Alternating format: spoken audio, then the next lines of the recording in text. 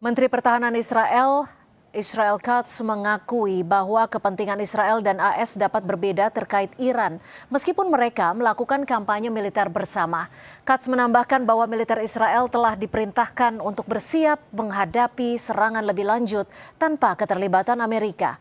Dalam kesempatan yang sama, Katz juga belak-belakan bahwa jet tempur Amerika lepas landas dan mengisi bahan bakar di Israel saat menyerang Iran.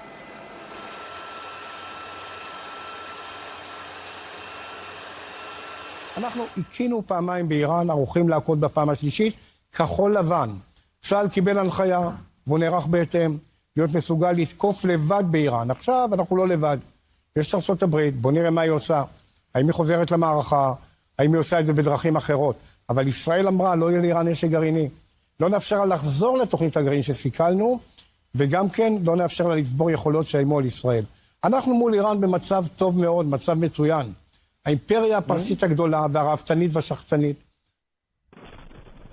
Bergabungnya Arab Saudi dalam melawan Iran bersama Amerika Serikat memperluas dampak perang Iran. Selengkapnya kita akan bahas bersama Wibawanto Nugroho Widodo, pakar geopolitik dan keamanan nasional, sekaligus Ketua Bidang Kebijakan Luar Negeri DPP IKA Lemhanas RI. Mas Wibah, selamat sore. Kalau kita sudah simak tadi bagaimana Arab Saudi ikut bergabung dan menyerang milisi di Irak yang pro-Iran. Pertanyaannya adalah, mengapa Arab Saudi langsung melakukan serangan ke Irak, bukan menyerang langsung Iran? Ya, jadi gini Mbak ya, jadi kita melihatnya itu, coba pahami cara berperangnya superpower ya, dalam hal ini Amerika. Kita melihat dari 4 dokumen penting yang dimiliki oleh Amerika sebagai negara. Yang pertama adalah strategi keamanan nasional Amerika Serikat. Yang kedua adalah bicara mengenai national defense strateginya Amerika Serikat. Yang ketiga national military strategi dan national intelligence strategi. Jadi di situ dijelaskan bagaimana kenapa Amerika itu berperang untuk mempertahankan stabilitas global.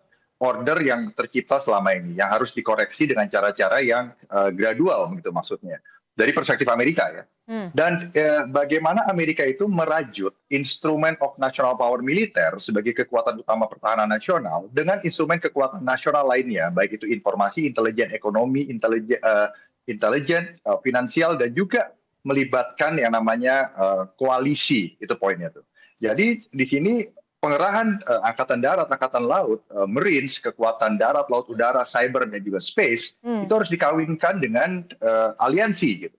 Nah, ini yang disebut dengan yang namanya perang koalisi. Nah, yang sekarang terjadi di Timur Tengah ini beralih dari yang namanya perang konvensional negara lawan negara, state to state atau invasi satu negara di Iran menjadi yang namanya network centric regional konflik. Jadi konflik regional yang menggunakan fokus jaringan-jaringan. Nah, kenapa? Jadi kekuatan Amerika itu juga langsung bergantung dengan aliansinya, itu baik itu NATO, baik itu juga Israel sebagai forward strategic partner di Timur Tengah karena keunggulan militer, teknologi, dan juga letak geografinya, dan juga negara-negara grup country council termasuk Arab Saudi yang merupakan regional aktor utama, regional partner yang utama. Mas Wibah, artinya ketika Arab Saudi melakukan serangan ke Irak untuk dalam tanda kutip menghabisi milisi pro-Iran ini, Arab Saudi masuk ke eskalasi perang Iran? Ya, jadi Arab Saudi kenapa masuk? Itu pertanyaan Mbak, bagus. Pertama, karena Iran sudah melakukan serangan ke Arab Saudi. Yang diserang itu adalah infrastruktur ekonominya gitu. Nah, jadi ini merupakan economic warfare bagi Arab Saudi, dan Arab Saudi sudah melihat ini sebagai ancaman yang eksistensial. Nah, sehingga dengan political cover yang diberikan oleh Washington kepada Saudi Arabia, akhirnya Saudi Arabia terlibat dalam konteks mempertahankan diri, bukan untuk menyerang Iran. Karena target dari Amerika, target dari Israel, dan juga target dari negara-negara Gulf Country Council, termasuk Arab Saudi, saat ini adalah bukan menduduki Iran, termasuk juga bukan untuk secara langsung mengganti rezim yang ada di Iran gitu. Tetapi sekarang perangnya itu dilebarkan. Kenapa? Dari Iran sendiri ini lebih murah, Mbak.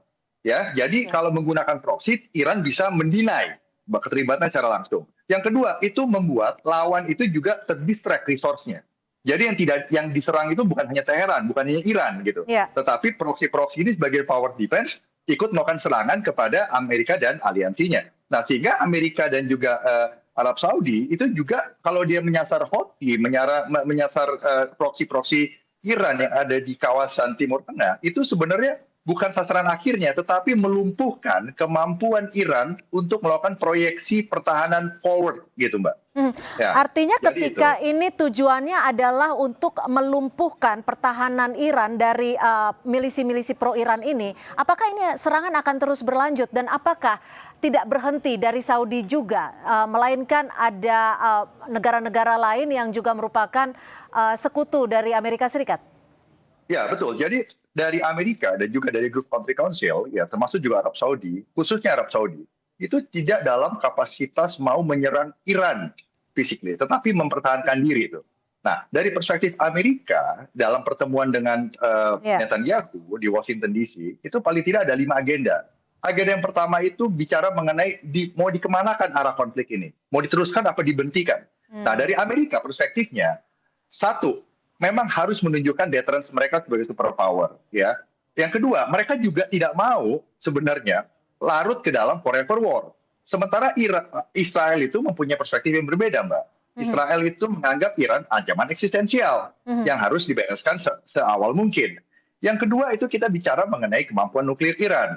Kemampuan nuklir Iran itu mungkin sudah banyak yang secara fisik fasilitasnya dihancurkan. Tetapi nuklir ini kan bicara knowledge. Knowledge itu tidak bisa dihancurkan. Saintisnya masih ada, supply-nya masih ada, industrinya masih ada. Yang ketiga, Amerika itu ya tetap akan menggunakan tekanan untuk melakukan yang namanya negosiasi. Jadi korsif diplomasi. Setiap ada serangan militer, disitulah Amerika juga melakukan diplomasi. Jadi ini adalah strategic bargaining, berdiplomasi dengan menggunakan kekuatan militer. Tetapi ke semua pihak itu menahan diri untuk melakukan direct attack.